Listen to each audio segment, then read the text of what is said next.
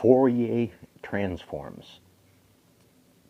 And then there's a discrete form of that called fast Fourier Transforms. I'm going to put a link down below so you can go chase this out yourself. About, how old am I now?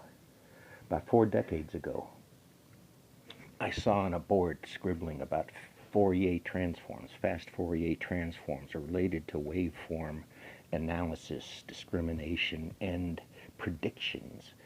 How math could look at information and predict a future. Fast Fourier transforms, huge descriptive part of math that helps describe,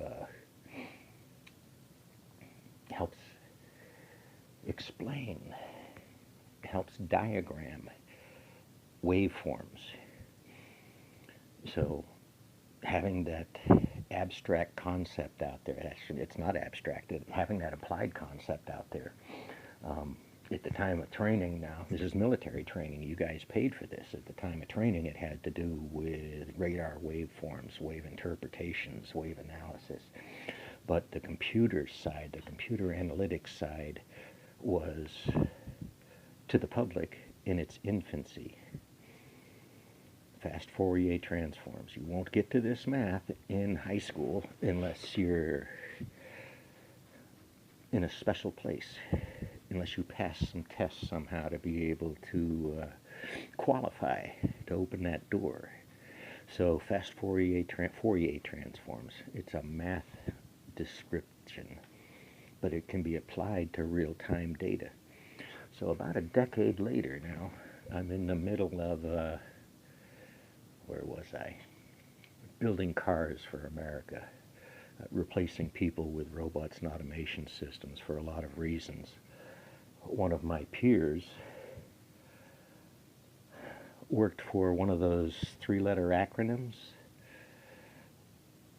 that analyzes waveforms. So in some moderate discussions about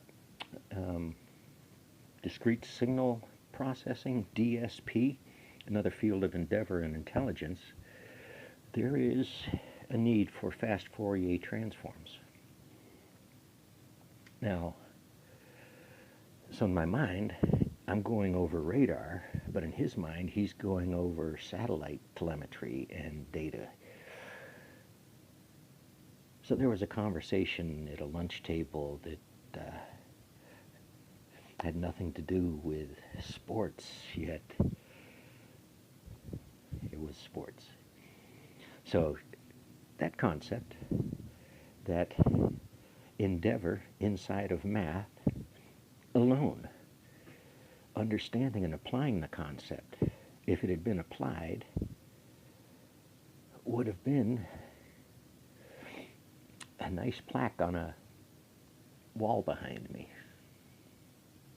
or behind somebody else, because some people professionally, that's just all they do. All they do. Discrete signal processing, one aspect, one use for fast Fourier transforms, or Fourier transforms. Now, can you apply these transforms to disease propagation? Can you use these transforms to quantify and qualify the area underneath a, you know, keep going. Try and keep this short, but you're welcome.